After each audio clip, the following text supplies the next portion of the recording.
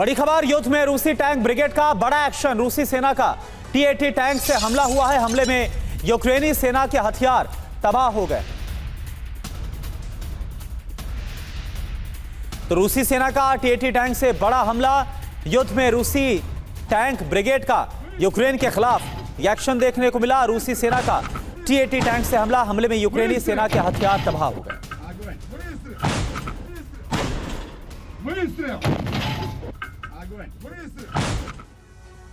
22 फरवरी 2022 को रूस यूक्रेन जंग का आगाज हुआ और इसके ठीक 7 महीने के बाद यानी कि 30 सितंबर 2022 को रूसी सेना ने दक्षिणी पूर्वी यूक्रेन के कुछ प्रांतों पर कब्जे का दावा किया, जिसमें डोनबास समेत ज़ापोरिज़िया और खरसोन शामिल है।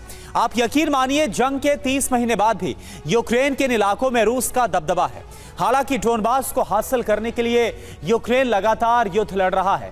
नाटो ने भी पूरी ताकत झोंक रखी है, लेकिन डोनबास को पुतिन के जबड़े से छीनना आसान नहीं है। ऐसे में सवाल यह खड़ा होता है कि आखिर डोनबास में ऐसा क्या है जिस पर कब्जे के लिए जोर आजमाइश इस वक्त हो रही है।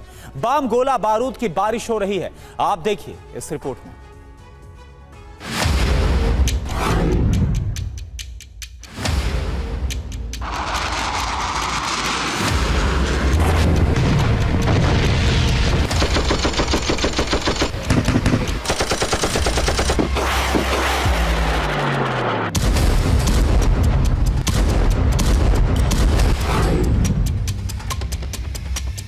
तिरपन 201 स्क्वायर किलोमीटर में फैला करीब 66 लाख की आबादी वाला एक प्रांत, जिस पर न सिर्फ रूस ने कब्जा किया है बल्कि उसे तबाह करने के लिए बेहिसाब बारूद बरसाया है।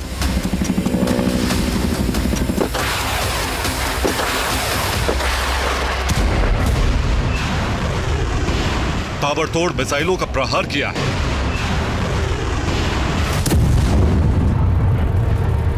विध्वंसक हथियारों के इस्तेमाल से सैकड़ों लाशों का ढेर लगाकर कब्रिस्तान बना दिया है।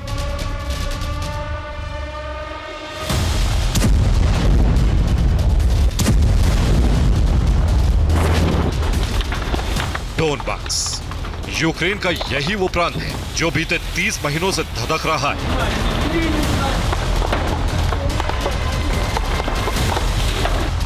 डोनबास की जमीन बम, गोला बारूद से सन गई है। डोनेस्क, लुहांस्क, बाखमत जैसे डोनबास के इलाके खंडर में तब्दील हो चुके हैं।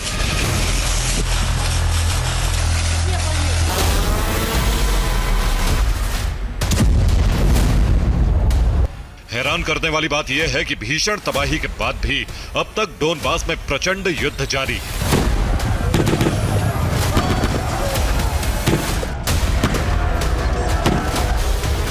रूस युद्ध में आर पार का संग्राम जारी है और इसी के साथ ही डोनबास पर कब्जे की जंग भी जारी है।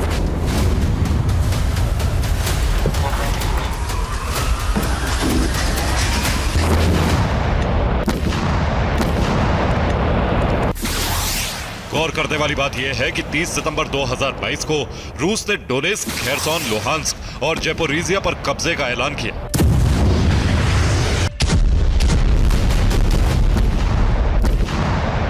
अगर पुतिन का फोकस पूर्वी यूक्रेन के पूरे डोनबास रीजन को जीतना है, उसे यूक्रेन से अलग करना है,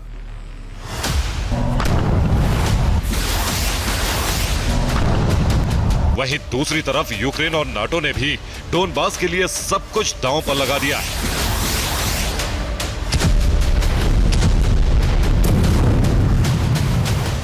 इसी के चलते यूक्रेन ने 6 अगस्त को पश्चिमी रूस के कुर्स्क प्रांत पर हमला किया ताकि रूस का फोकस डोनबास की बजाय कुर्स्क की तरफ शिफ्ट हो।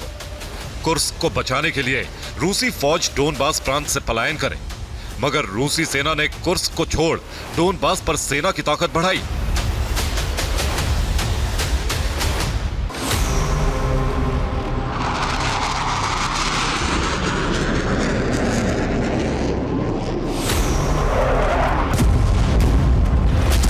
बस पुतिन के इसी दांव ने यूक्रेन समेत तमाम नाटो देशों की टेंशन बढ़ा दी।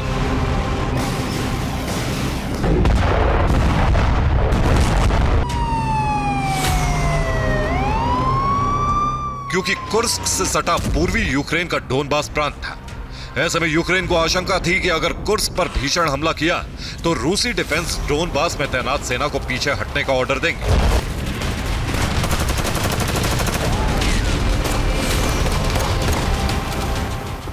मगर हुआ इससे ठीक उलट। पुतिन ने डोनबास में पूरी ताकत झोंक दी, लिहाजा यूक्रेन को कुर्स्क से पीछे हटना पड़ा।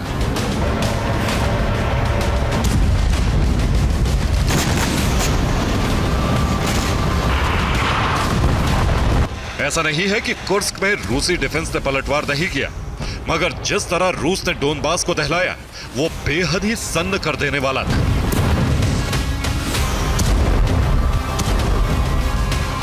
ऐसे में सवाल यह है कि आखिर डोनबास में ऐसा क्या है जिसे हासिल करने के लिए पुतिन ज़ेलेंस्की ही नहीं बल्कि नाटो के देश भी आतुर हैं।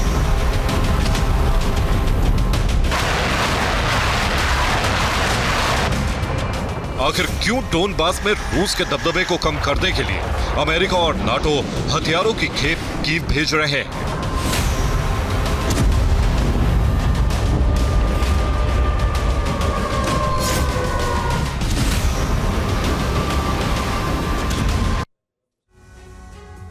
डोनबास समेत पूर्वी दक्षिणी यूक्रेन के इलाके पर कंट्रोल के लिए रूस यूक्रेन में भीषण युद्ध आखिर क्यों छिड़ा? तो इसकी वजह है इन इलाकों से निकलने वाले खनिज संसाधन जिनकी लागत अरबों खरबों में है। दरअसल पूरे यूक्रेन में खनिज संसाधनों से होने वाली कुल आय करीब $15 ट्रिलियन है, यानी कि करीब 140 लाख करोड़ रुपए। लेकिन आपको बता दें कि सिर्फ पूर्वी यूक्रेन के डोनबास प्रांत में आने वाले लुहांस्क और डोनेट्स्क से ही खनिज संसाधनों के जरिए $7.3 ट्रिलियन यानी कि करीब 70 लाख करोड़ रुपए की आय होती है। वहीं दक्षिणी यूक्रेन के ज़ापोरिज़िया और खेरसोन प्रांत से खनिज संसाधनों के जरिए करीब $1 ट्रिलियन यानी कि 6.7 लाख करोड़ रुपए की आय होती है। जानते हैं डोनेट्स्क, ज़ापोरिज़िया और खेरसोन जैसे यूक्रेनी प्रांतों से कौन कौन से खनिज पदार्थ निकलते हैं। उनमें शामिल है कोयला और आयरन, प्राकृतिक गैस और ग्रेफाइट, टाइटेनियम, मैग्नीशियम और इसके अलावा मरकरी और लिथियम जैसे अहम खनिज हैं।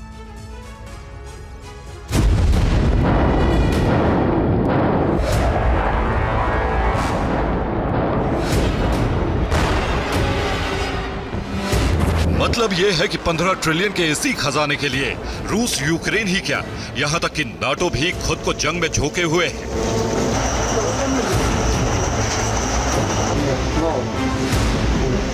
क्योंकि अगर डोनबास पर रूस का दबदबा बढ़ा तो वहां मौजूद तमाम खनिज संसाधनों को अपनी आर्थिक स्थिति मजबूत करने के लिए इस्तेमाल करेगा।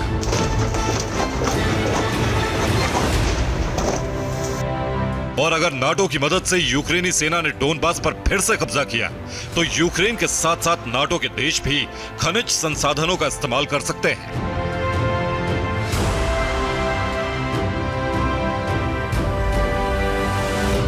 दरअसल रूस यूक्रेन जंग के आगाज के साथ ही डोनबास ट्रिगर पॉइंट बना।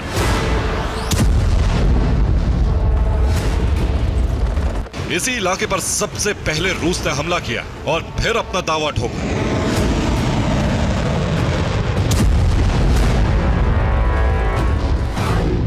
क्योंकि यूएसएसआर के विभाजन से पहले रूसी साम्राज्य का 87% कोयला डोनबास से खनन होता है। करीब 74% कच्चा लोहा डोनबास की खानों से मिलता था। डोनबास के पूरे इलाके में 100 से ज्यादा खदानें मौजूद हैं।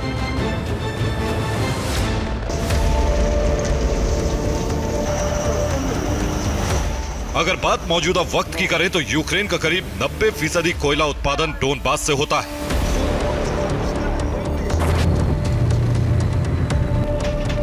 इसके अलावा बाकी खनिज संसाधन भी डोनबास रीजन में प्रचुर मात्रा में है।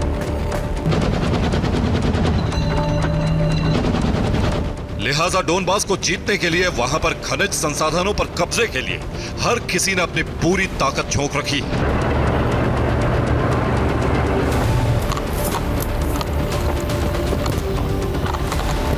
दावा तो यहां तक किया जा रहा है कि डोनबास को बचाने के लिए वहां से रूसी सेना के दबदबे को कम करने के लिए नाटो ने न सिर्फ हथियार बल्कि भारी तादाद में मर्सनरी लड़ाके भी यूक्रेन भेजे हैं ताकि डोनबास में बारूदी कोहराम जारी रहे। Bureau report, TV9 Bharatvarsh.